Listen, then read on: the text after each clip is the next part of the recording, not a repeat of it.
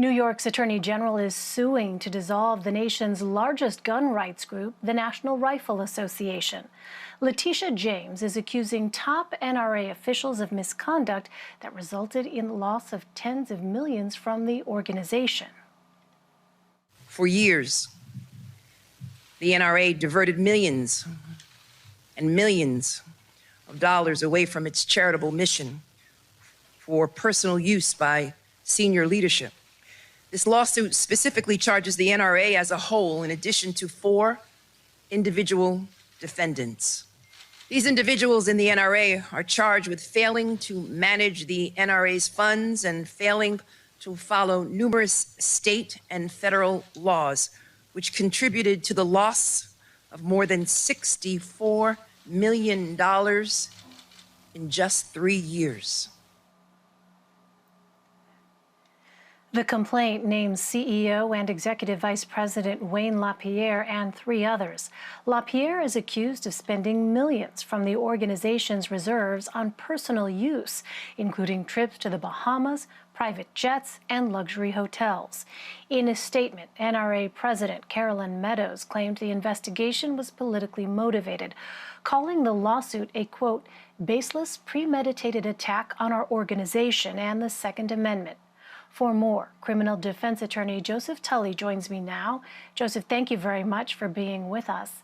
The NRA is a tax-exempt nonprofit. Explain how that is playing a major role in the lawsuit. So the NRA is a 501c4 status with the IRS. That means it's a social welfare organization. And while the individuals who run that organization can earn a living, they are not allowed to make a profit. So that will be the issue at bar in this trial when it goes forward. And why does this fall under the jurisdiction of the New York State Attorney General's office?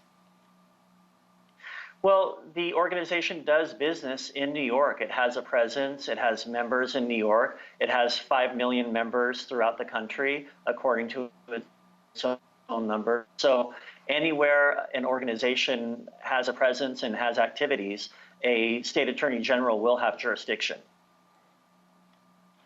Well, the New York Attorney General's office is trying to do more than just disband the organization. What is it trying to achieve? And in your assessment, how strong of a case does New York Attorney General Letitia James have? Well, according to the allegations, it has a very good case.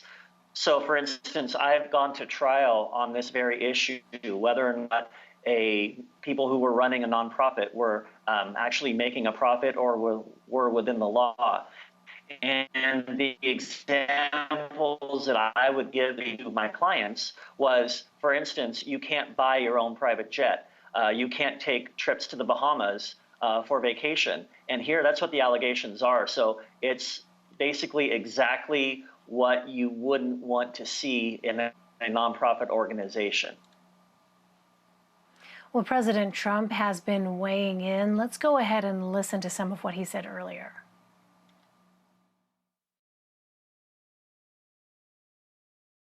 It's a very terrible thing that just happened. I think the NRA should move to Texas and lead a very good and beautiful life. Texas would be a great place, or to another state of their choosing. But I would say that Texas would be a great place and an appropriate place for the NRA. This has been going on for a long time. They've been absolutely decimated by the cost of that lawsuit. And it's very sad, but I would suggest that that's what they should be doing. So, Joseph, at this point, would moving to Texas actually help the NRA's legal battles? A move right now would have absolutely no effect on the organization's legal battles. Again, the jurisdiction was established in New York. It's established in Washington, D.C. It's brought by both states' attorney generals. And they have jurisdiction, and a move would not impact any lawsuit going forward. And ultimately, what is the NRA's defense here, and how long could we see this legal battle carry on? Well, let's go first with the defense. The defense is their attorneys will reply, yes, these individuals were making lots of money. Yes, they were taking trips, to the Bahamas on private planes. However, let's look at other like organizations that have 5 million members. Let's look at organizations where, let's say, the CEO of a company who has a they make. What is their compensation like? And it will be more or less weighing out similar nonprofits and similar for-profits to see whether or not this fits within the norm of making a personal profit, or just somebody who runs a big organization and this is what they're compensated with. You broke up a little bit there in the beginning, Joseph, but I think, as I heard you, it's essentially about looking at similar organizations, right, and comparing to see how exactly the NRA stacks up. Exactly, yes. They'll compare private organizations and other nonprofits that are of similar size and have similar dollar values. For instance, if you're managing a huge estate, it doesn't matter if you're a profit or nonprofit, you deserve a certain compensation because that's what it takes to get someone with those skills to fill that position. That will be the defense.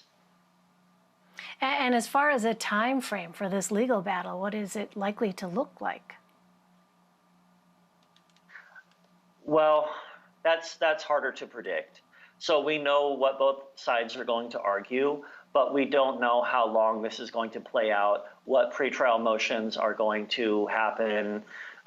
With COVID going on, I know courts are very, very full right now and very backed up. Criminal proceedings are taking priority. So this could take years for the legal battle to finalize. All right, criminal defense attorney Joseph Tully. Joseph, thanks very much for sharing your legal analysis with us. Appreciate it. Thank you for having me.